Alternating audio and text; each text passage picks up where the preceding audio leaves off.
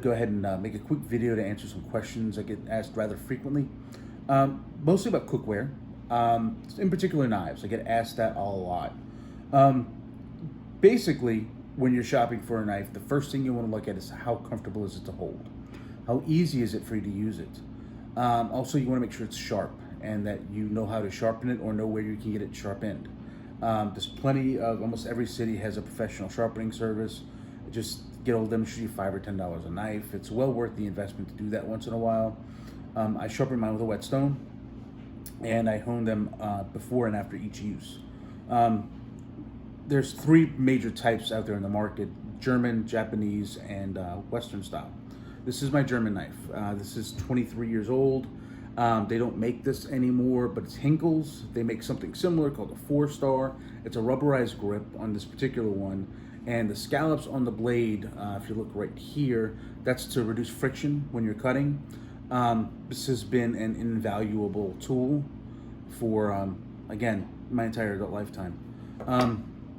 This is your typical Japanese knife. This is a Santoku blade. If you look, the handle is shaped like a D. That's so that when you do hold it, you get a better grip. I love this knife. This gets used daily. I cook a lot of Japanese, a lot of Cajun and French cuisine, and this is great for cutting all the vegetables that we use in that type of cooking. And this is the typical Western style. Western style knife is a Japanese blade with a German handle. This is a Damascus steel blade, and the handle is very typical of most of your German knives. This one is a little straighter than most, I think.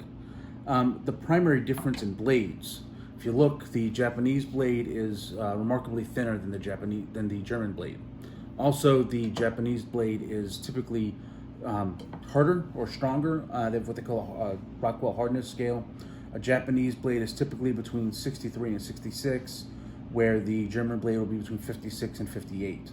What that translates to is the German blade will not hold its edge as well as a Japanese blade, but the German blade is easier to sharpen than a Japanese blade. Also, a German blade is more likely to have the edge roll instead of chip. I haven't had any chipping issues with any of my knives. I know Shun apparently had some issues some years back, but supposedly they had fixed that problem. In any event, when you are shopping, once again, make sure you are comfortable using it before you read anything else. Additionally, a Japanese blade is usually sharper than a German blade. Let's talk about some of the other cookware that I tend to use, since that's what people seem to ask about. I don't use a lot of different frying pans. I have one frying pan, and that's just right here. It's not coated. I don't like the Teflon coating on a lot of frying pans, or not Teflon, X-Clad I think they use now, whatever it is. I don't keep track of it even, as you can see. I just think anodized aluminum, a little bit of butter, a little bit of olive oil or canola oil, and I have no sticking issue. And again, all this gets used for is eggs. I like the 6-inch diameter, and the way these sides gradually come up, it makes it a lot easier to fold an omelet. For any other frying purpose, I would use my cast iron. But before we get to the cast iron, we'll get to the pots. I like stainless steel pots, and this is my regular sauce pot. It's for potatoes or pasta, generally is what I would use this for, or soup. Essentially, it has the colander type spout, and I like that because I can just drain it in the sink real quick instead of having to use a colander, throw it right back on the stove and let whatever moisture is left evaporate. For skillets, I have stainless steel and I have a cast iron. I love my cast iron first and foremost, and if I could only have one tool to use on the stove, it'd be cast iron. But I also happen to have stainless steel. This is my stainless steel skillet. It's a 7-ply bottom with a glass core. I always look for the glass core when I'm buying these because it gives me a more even heat distribution. It also lets it heat and cool quicker.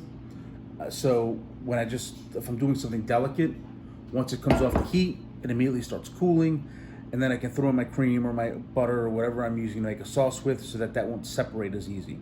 Then I have cast iron. This is my 12-inch cast iron, and I have a 10-inch cast iron sitting on the stove behind me. 10-inch is what I use the most often. The 12-inch is great for family meals. I can easily fit 4 chicken breasts in that without any problem, so I can cook for the whole family with this one round. I look for cast iron. When I buy cast iron, I always buy Lodge. I don't like the more expensive brands. Not that I don't like them, that I can't justify the expense. Lodge you can get for $40. Finex or Smith Forge, you're looking at about $300. And the only difference I find really between the cheaper cast iron and the expensive cast iron is the expensive cast iron, they take one extra step in manufacturing and they sand down the bottom to where it's a smooth finish.